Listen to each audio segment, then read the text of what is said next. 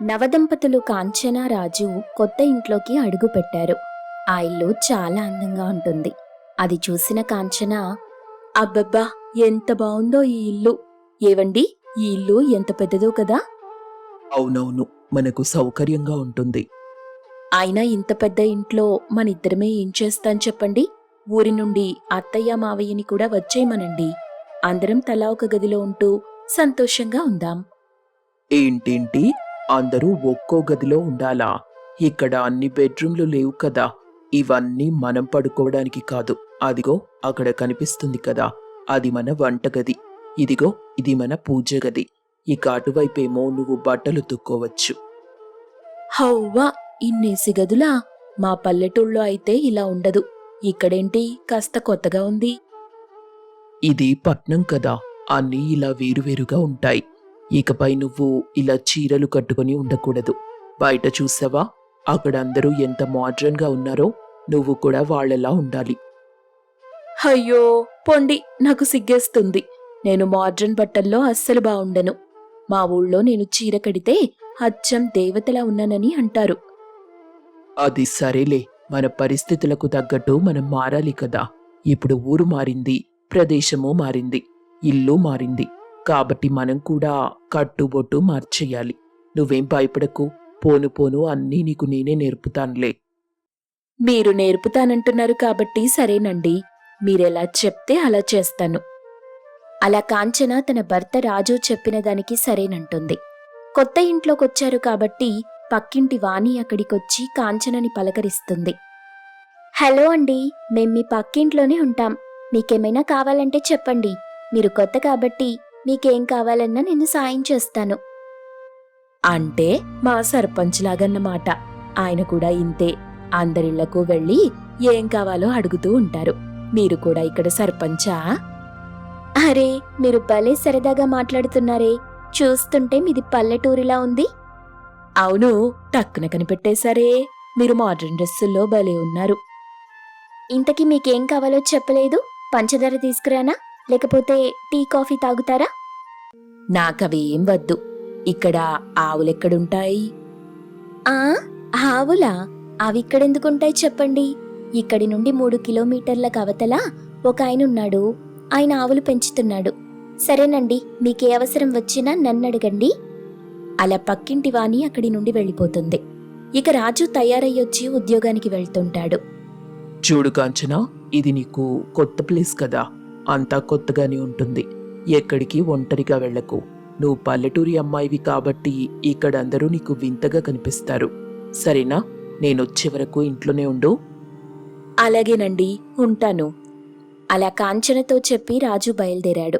ఇక ఆ రోజు అలా గడుస్తుంది.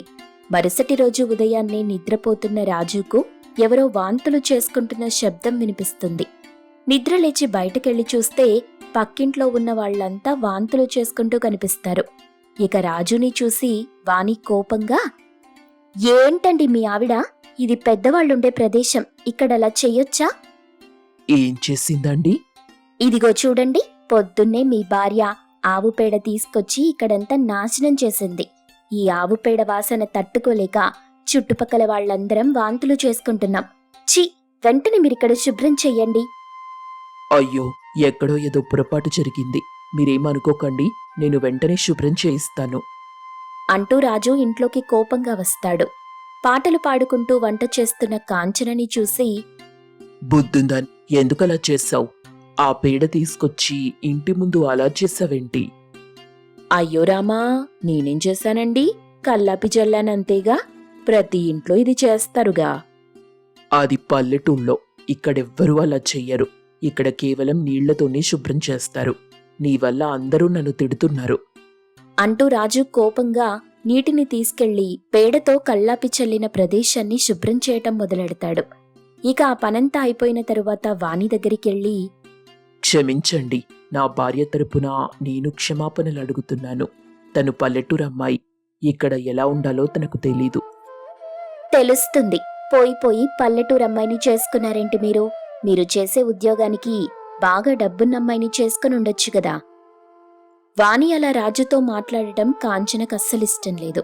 ఇక వెంటనే అక్కడికి వెళ్ళి, ఏంటే నువ్వు మాట్లాడేది? నా మొగుడితోనే అలా మాట్లాడతావా? ఎంత ధైర్యమే నీకు? చెప్పాల్సింది చెప్పావు కదా, ఇక ముందు నీ పనేంటో నువ్వు చూసుకో. ఏయ్, నోరు లేస్తుందేంటే? ఆగండి దయచేసి మీరు వెళ్ళండి, తనకు నేను చెప్తాను. అలా రాజు మెల్లగా వాణితో మాట్లాడి అక్కడి నుండి పంపించేస్తాడు. ఇక వాణి వెళ్లిన తరువాత రాజు తన భార్య కాంచనని ఇష్టం వచ్చినట్టు తిడతాడు. ఏంటి నువ్వు నన్ను పరువుగా బ్రతకనివ్వవా? పల్లెటూరి మొద్దులా ఉన్నావే నువ్వు. కాస్త కూడా అర్థం చేసుకోవు. నీ ఇష్టం వచ్చినట్టు చేస్తున్నావు. ఇకపై నువ్వు ఏ పని చేసినా నాతో చెప్పి చెయ్యి, సరేనా? అలాగేనండి. అలా కాంచనను తిట్టిన తరువాత రాజు యథాప్రకారంగా ఉద్యోగానికి బయలుదేరి వెళ్లాడు. రాజు వెళ్లిన తరువాత కాంచన తన చుట్టుపక్కల వాళ్ళని గమనిస్తుంది. అందరూ మోడ్రన్ బట్టలు వేసుకుని ఉంటారు. మరికొందరు చాలీచాలని బట్టలు వేసుకుంటారు.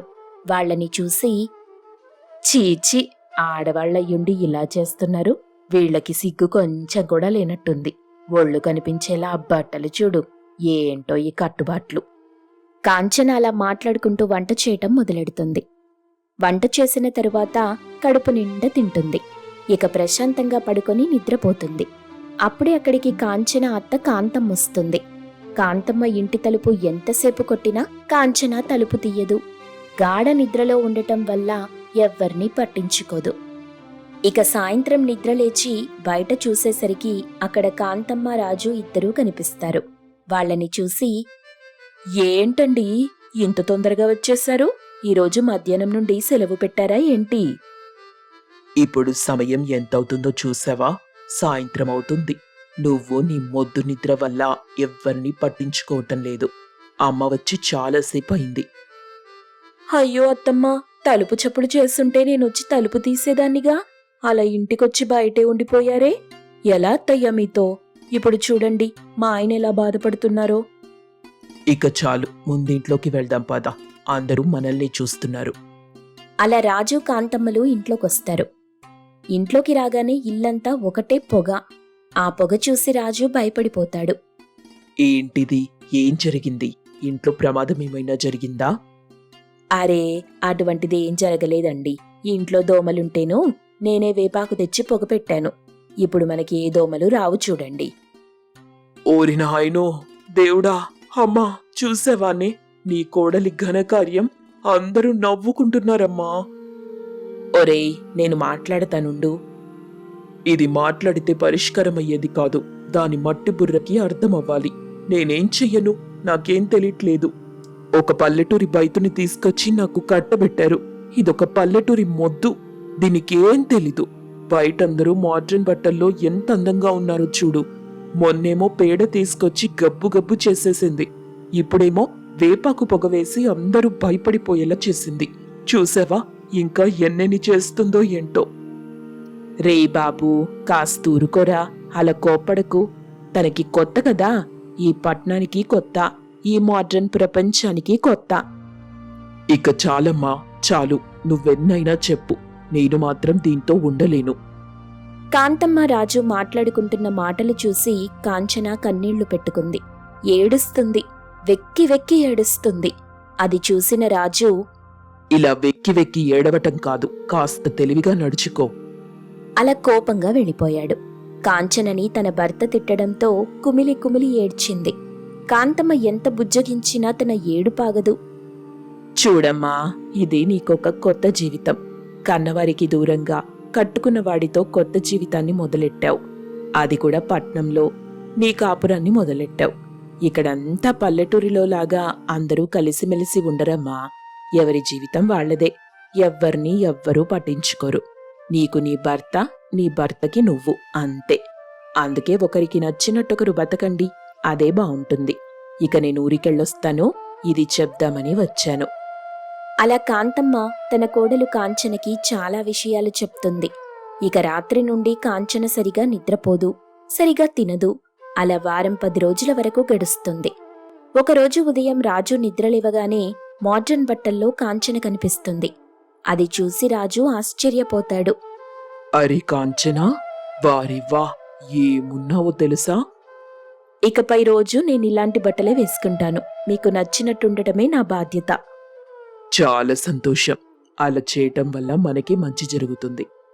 అలా రాజు మాటల ప్రకారంగా ప్రతిరోజు కాంచన మోడ్రన్ బట్టలు వేసుకోవటం మొదలెడుతుంది. ఇక కొద్ది రోజులకే కాంచన పూర్తిగా మారిపోతుంది.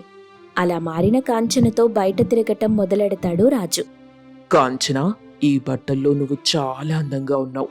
చెప్పాలంటే ఇప్పుడు ఇక్కడున్న వాళ్ళంతా నీతో స్నేహం చేయాలనుకుంటున్నారు.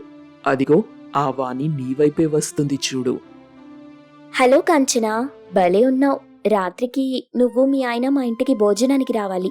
తప్పకుండా రావాలి, సరేనా? సరే వాణి, తప్పకుండా వస్తాం. మా ఆయనకిష్టమైన చికెన్ లాలీపాప్ సిద్ధం చేసుంచు. అరే కాంచన, నాకిష్టమైన వంటలు కూడా నువ్వు బాగానే తెలుసుకున్నావు. ఇల్లాలన్నాక ఇంటిని మార్చగలదు, అలాగే తన ఇష్టాలు కూడా మార్చుకోగలదు కదండి. భార్యగా మీ ఇష్టమే నా ఇష్టం, మీ ఇష్టాలన్నీ నా ఇష్టాలు. ఆహా, ఆ రోజు నిన్ను పల్లెటూరి మొద్దు అన్నాను, కానీ ఈరోజు నువ్వు పట్నం మహారాణివి. అవునవును, నిజంగానే కాంచన మహారాణి. అలా రాజు వాణిలు కాంచనని మెచ్చుకున్నారు. ఇక అప్పటి నుండి కాంచన తన భర్తకి నచ్చినట్టు మారిపోయి తన భర్త రాజుతో సంతోషంగా బ్రతుకుతుంది. పక్కూరికి వెళ్లిన కాంతమ్మ ఇంటికొచ్చేసరికి దీప వంటలు చేస్తూ కనిపిస్తుంది. ఓవైపు దీప దోశలు చేస్తుంటే దీప భర్త వాసు వాటిని వేసుకుని వేడివేడిగా తింటున్నాడు. అది చూసిన కాంతమ్మ, ఏరా, తినడానికే పుట్టినట్టున్నావు కదరా.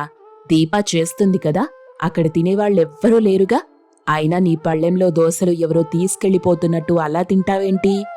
ఆయనెప్పుడూ అంతే అత్తయ్యా, ఏదైనా సరే వేడివేడిగా తినాల్సిందే, అప్పుడే ఆయనకి తిన్నట్టుంటుందంట. అవునమ్మా, చల్లగా అయిపోతే నాకు తినబుద్ధి కాదు. సరిపోయారిద్దరు. భర్తకి తగ్గ భార్య, భార్యకి తగ్గ భర్త. కానివ్వండింకా. అత్తయ్య, మీరు తినడానికి కూర్చోండి, వేడివేడిగా వడ్డిస్తాను, తిందురు. అలాగేనమ్మా, కాస్త కాళ్ళు చేతులు శుభ్రం చేసుకొనొస్తాను అంటూ కాంతమ్మ గదిలోకి వెళ్లి కాసేపటి తరువాత వస్తుంది. కాంతమ్మకి కూడా పల్లెంలో దోశలు వేసిస్తుంది దీప. ఇక కాంతమ్మ మొహం కాస్త బాధగా ఉండటం చూసి, ఏంటమ్మా అలా ఉన్నావు? ఏం జరిగింది? ఏదో ఆలోచిస్తున్నట్టున్నావే. అదేం లేదు బాబు, ఈసారి వర్షాలు ఎక్కువగా ఉన్నాయని విన్నాను. దానివల్ల మన పంట పొలాలకేమైనా ఇబ్బంది అవుతుందేమోనని ఆలోచిస్తున్నాను. అరే, అప్పుడెప్పుడో జరిగే దాని గురించి ఇప్పటి నుండే ఆలోచిస్తే ఎలాగమ్మా? ఇక ఆలోచనలాపి ముందు తిను. అన్నట్టు నేనీరోజు పట్నం వెళ్తున్నాను, నీకేమైనా తీసుకురావాలా? అయితే ఒక పని చెయ్యి, కొత్త రకం ఎరువులు వచ్చుంటే మన పొలానికి కాస్త తీసుకొస్తావా? అరే, మళ్ళీ పొలం గురించే మాట్లాడుతున్నావు. నేనడిగేది నీ గురించి, నీకేమైనా కావాలా అని.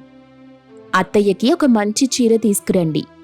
అలాగే, నీకు అమ్మకు ఇద్దరికి చెరొక చీర తీసుకొస్తాను.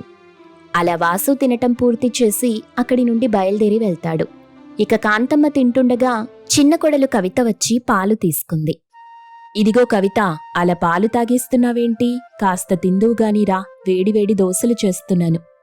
నేను రోజూ ఎక్సర్సైజ్ చేస్తున్నాను, ఇలాంటి టైంలో ఆరోగ్యం కాపాడేవి తినాలి. ఆ దోశలు పూరీలు తింటే అనారోగ్య సమస్యలొస్తాయి. చీచి, మీరెలా తింటున్నారు అసలు నాకు అర్థం కావట్లేదు.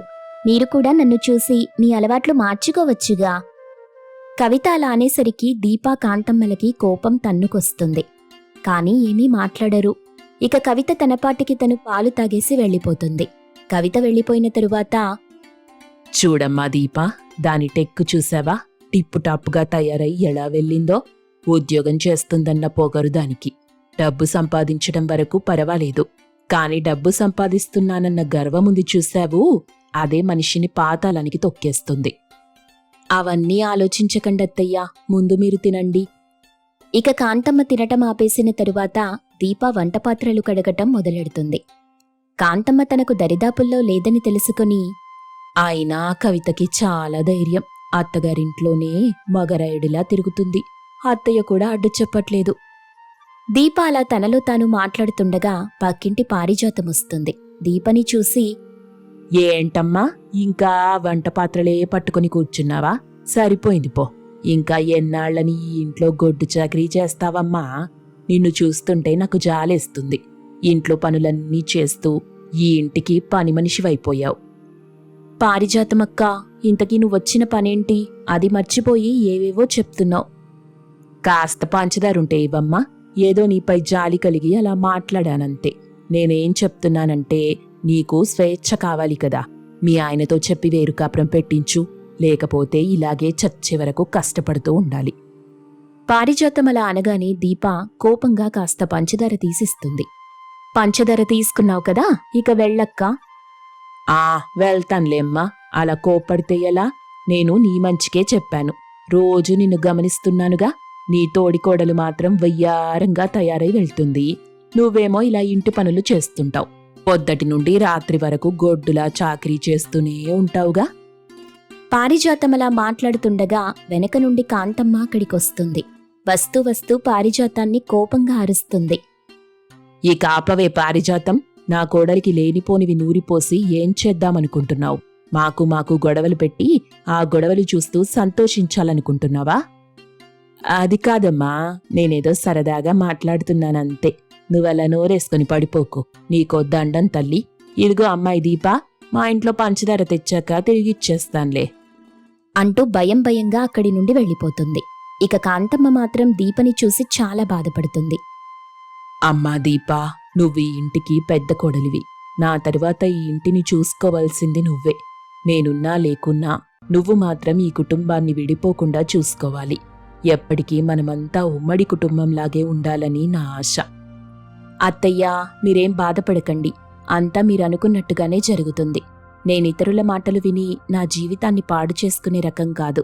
మీరెక్కువగా ఆలోచించి మీ మనసు పాడు చేసుకోకండి అంటూ దీప వంటపాత్రలు కడగటం మళ్ళీ మొదలెడుతుంది.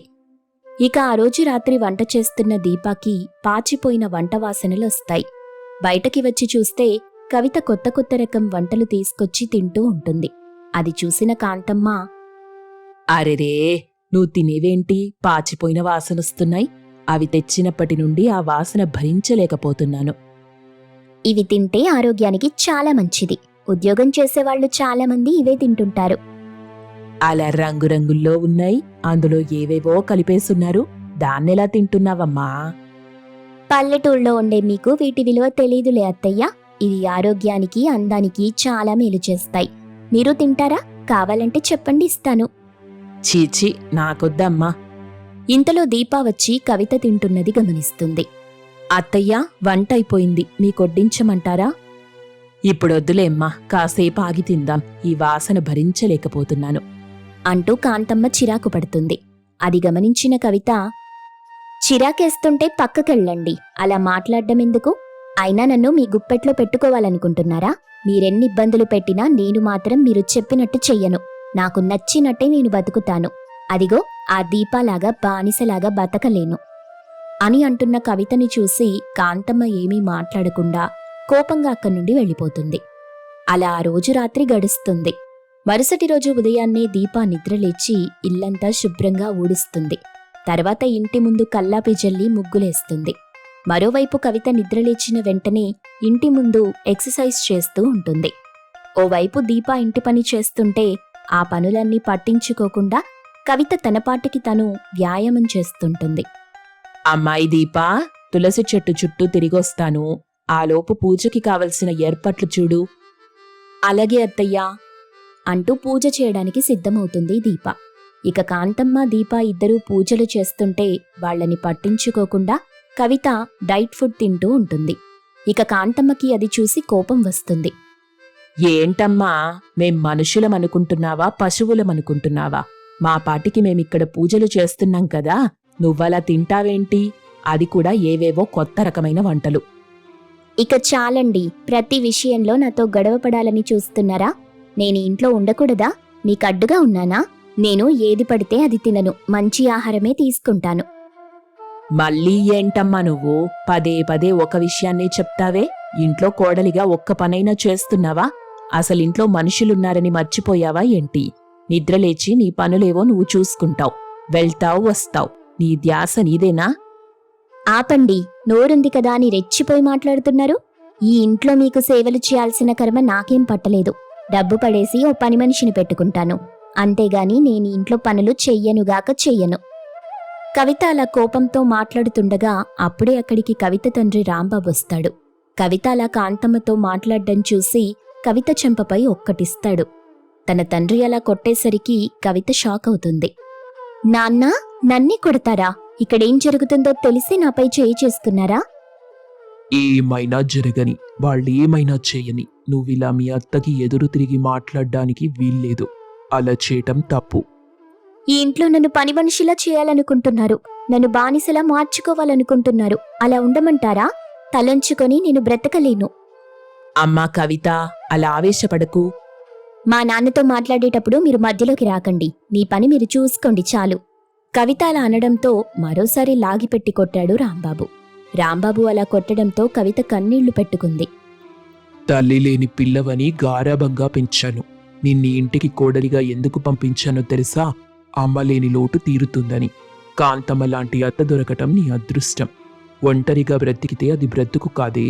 అలా బ్రతికితే ఎంత బాధగా ఉంటుందో నాకు తెలుసు. అందుకే నేను ఉమ్మడి కుటుంబానికి కోడలిగా పంపాను. నువ్వొకసారి గమనించావా? మీ అత్త దీప ఇద్దరు అత్త కోడళ్లలా నీకేనాడు కనిపించుండరు. ఇద్దరూ మంచి స్నేహితుల్లా ఉంటారు. వాళ్ళని చూసి నాకు ముచ్చటేసింది. నువ్వు ఇంట్లో అందరితో కలిసిపోయి సంతోషంగా ఉంటావనిపించింది. కాని నువ్వు మితిమిరిపోయావని ఇప్పుడు తెలిసింది. అత్తారింట్లో వంట వార్పు నేర్చుకుని పద్ధతిగా ఉంటావనుకున్నా. కానీ వాళ్ళని అవమానించే పనులు చేస్తావనుకోలేదు. ఇలాంటి కూతురు ఉన్నా లేకపోయినా ఒక్కటే. రాంబాబు అలా అనడంతో కవిత కన్నీళ్లు పెట్టుకుంది. చూడమ్మా కవిత, నువ్వు పట్నం పిల్లవు. పల్లెటూరి కట్టుబాట్లు తెలియవు. ఇక్కడున్నంత మాధుర్యం, మమకారం ఎక్కడా ఉండవు. రోజు నువ్వు వ్యాయామం చేస్తావు కదా, అదిగో ఆ దీప కూడా చేస్తుంది. వంట చేయటం, బట్టలు ఉతకటం, ఇంటిని శుభ్రం చేయటం, ఇదంతా కూడా వ్యాయామమే. నువ్వు ఆ నూనెలు కలిపిన వంటలు తింటుంటావు. అదెంత అపాయమో నీకు తెలీదు. ఇంట్లో చేసే ఈ వంటలు తింటే అనారోగ్య సమస్యలు సగానికి సగం దరిచేరవు. నీ పద్ధతి మారుతుందని చూశాను, కానీ అలా జరగలేదు. కవిత, నిన్నే రోజు నా తోడికోడలిగా చూడలేదమ్మా. నిన్ను నా చెల్లిలాగే చూశాను. ఒక్కరోజు కూడా నీతో పనులు చేయించాలని చూడలేదు. నేనే ఇంటి పనులు చేశాను. ఇది మనిల్లు, మన జీవితాంతం బ్రతకాల్సినిల్లు. పెద్దవాళ్లని గౌరవించి వారి అడుగుజాడల్లో నడవటం మన బాధ్యత కవిత. నువ్వేం తప్పు చేయలేదు. తప్పని తెలియక చేశావంతే. దీప అలా చెప్తుంటే కవిత కన్నీళ్లు పెట్టుకుంటూ, నేను తప్పు చేశాను. మిమ్మల్ని బాధ పెట్టి తప్పు చేశాను. కోడలిగా ఎలా ఉండాలో నాకు తెలిసొచ్చింది. అత్తయ్య, దీపక్క, నన్ను క్షమించండి. కవిత అలా తన తప్పు తెలుసుకుని క్షమించమని అడగడంతో దీపా, కాంతమ్మ బాధపడుతున్న కవితను ఓదార్చారు. ఇక అప్పటి నుండి దీపా, కవితలు కలిసిమెలిసి ఉంటూ ఏ సమస్య లేకుండా ఆ కుటుంబంలో సంతోషంగా బ్రతుకుతారు. కోడళ్ళని చూసి కాంతమ్మ కూడా ఆనందిస్తుంది.